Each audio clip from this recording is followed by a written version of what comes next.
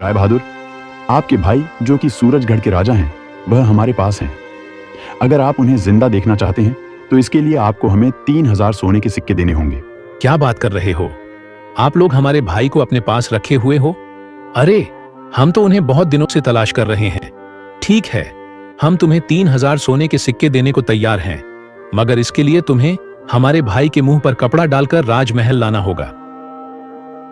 जब राय बहादुर की पत्नी को राजा का पता चला कि अब राजा महल में वापस आ रहा है, तब राय बहादुर की पत्नी सीधे रानी के कक्ष में गई और बोली, अरे ओ महारानी जी, आप यहाँ बैठकर अपने राजा के लिए रो रहे हैं। अब राजा कभी महल में लौटकर नहीं आएगा और अब आपकी भी बाकी की सारी जिंदगी कारागार में गुजरेगी। सिपाहियों, इस औरत को पकड़कर लाओ और कारागार में डाल दो। अरे रूपा, मैं रानी हूँ इस महल की, मुझे कारागार में डालना चाहते हो तुम? मतलब कि तुम और तुम्हारा पति दोनों मिलकर यह साजिश रचे हो? तुम लोगों ने महाराजा को जहर देने की कोशिश की थी। इंतजार कर रहा था। कहाँ रह गए थे तुम लोग? ये पोशाक देखकर तो लगता है कि यह मेरा ही भाई है, मगर तुम तीनों को महल के अंदर आते हुए किसी ने देखा तो नहीं? नहीं राय बहादुर साहब, हमें तो महल में आते हुए किसी ने नहीं देखा। यह रहा आपका भाई, अब हमें हमारा इनाम दे दीजिए, 3000 स्वर्ण मुद्राएं। तभी राजा राय बहादुर आदेश देता है कि राय प्रताप के मुंह से कपड़ा हटाया जाए। जब कपड़ा हटाया जाता है तो राय बहादुर गुस्से से चिल्लाने लगता है, यह कौन है? अरे, तुम दोनों धन के लालच में मुझसे झूठ बोल रहे हो। ये मेरा भाई नहीं है। कहाँ है मेरा भाई?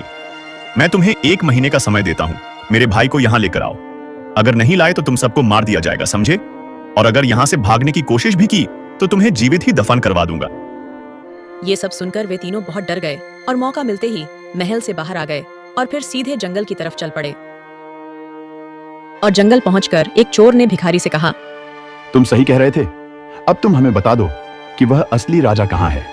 हम तुम्हें भी 3000 स्वर्ण मुद्राओं में से हिस्सा देंगे, वरना वह राजा हमें मार डालेगा और उससे पहले हम तुम्हें मार डालेंगे। अरे भाई लोग, मेरा यकीन करो, मैंने आखिरी बार इस राजा को ऐसे जंगल में छोड़ा था। अब हम तीनों मिलकर उस राजा को इसी जंगल में ढूंढते हैं, नहीं तो राय बहादुर हमें अपनी दिशा में निकल पड़ते हैं। बहुत दूर चलने के बाद किसी को भी राजा नहीं मिलता। फिर वे सब वापस उसी जगह पर आ जाते हैं। अरे, हम में से तो किसी को भी वह राजा नहीं मिला। अब उसे कहाँ ढूंढा जाए?